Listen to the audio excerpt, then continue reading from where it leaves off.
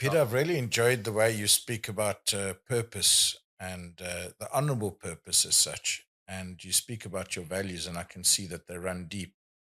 In your business, Star's obviously doing some amazing stuff and admirable stuff, and the way you speak about it. And yes, it is a hospitality, it's in the hospitality arena as such. Um, it's important to bring those values alive. How do you go about bringing those values alive, the company's values alive, with your people?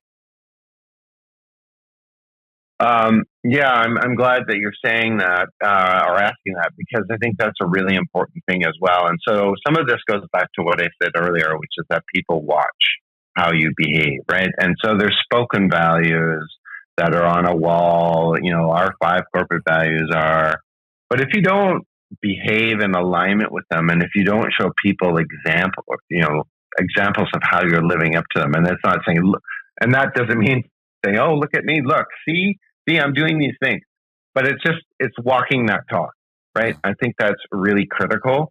Um, Part of the way that I live those values also is having these different fireside chats that I often do, and I bring different guests in. I do podcast, video casts like this, actually, for many of our employees, and it allows them to understand a topic, but it also allows them to understand who I am as a person. So living those values is really important. And sometimes, it's also bringing that up in a meeting or in a dialogue that you're having, a decision making process, and saying, well, that's not really aligned with who we are as an organization. Or what if we tried it this way instead of that way, right? So a lot of something that I've brought, to the table is this notion of not just focusing on what people are doing wrong, but focus on what they're doing right. And if you think about that in your own personal life, if your partner or your spouse just tells you all the time what you're doing wrong, oh, you didn't clean that up, you didn't put that in the dishwasher, you didn't, acknowledge my birthday, or whatever the case may be, that becomes a really not great experience, right? You hung that Hopefully, you're going to also. you hung that shirt up What's on that? the floor. Yeah. Yes, exactly. Yeah. But I mean, hopefully, they're also saying, "Hey," and you think about your parenting style, maybe with your children. You should be praising them and telling them what they do right, and you see more of that behavior if you do that, right? If you just constantly focus on what people do wrong, then they become scared and they shrink, right? Yeah, I couldn't And agree more. so What I a think positive that's a approach. really well. It's what's needed, right? But And it's saying to people, I really You're sorry, go I'm ahead. interrupting you there, Peter, but you're really doing a good job there because you're evangelizing the values of your business. So when you praise those people, you can refer to your company's values and it'll ingrain them even deeper. When you hire, make sure that those people can accept your values. And Yeah. even when you fire, you might refer to your values.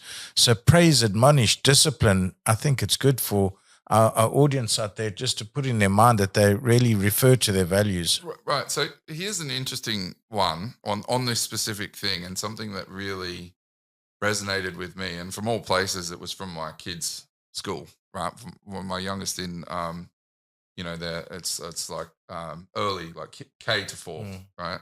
And one of their sort of stated behaviors at school, and I pinched this because I thought this is great. I'm going to use this. But it is we use build-ups, not put-downs.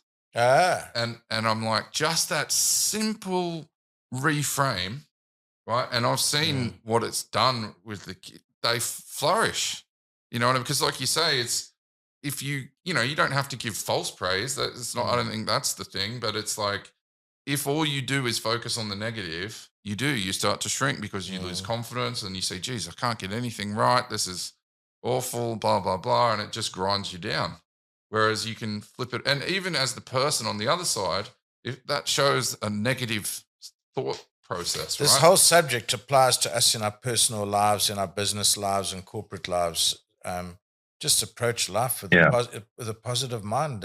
Absolutely. So, what on that then, Peter? One thing I'd love to know: who is Peter Ter Weeme outside of being a high flying exec? Who are you outside of work? What's the stuff you like to do? Well, a lot of different things, actually. One thing that's really, really important to me is exercise and just being physically active. And so my thing is swimming. So I swim a few times a week, but I'm doing core strength work through Pilates and yoga. And, you know, it tends to be dominated more by women than men, those Pilates and yoga, but it's really about building core strength and balance. And I was just reading something this morning about important exercises for you to do in squats, and not necessarily like a squat with a bar on it, but just squats and burpees and other things are really important to building that core strength. So that's really important to me. I'm a culture vulture. I've been a performer in performing arts, but I'm also, my ex used to say, if there's a lampshade, he's wearing it, and if there's a microphone, he's behind it. So that'll give you a sense of who I am. But I really love live theater and performances and movies, so I do a lot of that kind of stuff. And I'm very happy to be in Sydney because there's just a ton of that. Yeah, absolutely. And I'm a big consumer of podcasts. And so I walk a lot. It's part of my exercise regime, and I walk to and from work. And so I listen to podcasts about a whole range of things, topics. One of my favorites is one called Ologies. And it's this woman who has all these ologists. So you name it, like morphology or what have you, right? Like, so it's called Ologies. And I learn about a whole bunch of stuff that I had no idea. They had a British guy on who was a cider maker, and it was all about the history of cider and how you make good cider and how apples are grown and all this kind of stuff, which is really fascinating, by the way, more fascinating than you might think. So I listen to a lot of podcasts and I do a lot of reading. I'm just a voracious reader. So those are really, and I'm a foodie. You know, I love food. I cook. Yes. Well, yeah. I might love it too much, especially during COVID. I loved it a lot. But certainly going to markets and you know, trying out new recipes and going to good restaurants and also seeing what they do, and then like, oh, well, maybe I can do something like that myself, and then trying that out at home. So yeah, I'm never a dull moment. You know, I've only been down here in Australia for 8 months, and I have a really vibrant life in 8 months. Like, I'm busy all the time, and I'm always doing different things. And you know, I think this goes back to what I said earlier. It's about jumping into the deep end. That's kind of who I am as a person, and so I've got a great, you know, network of friends already, and you've really, it sounds like it's been an amazing adventure. So many different countries, you speak several languages, lived in India.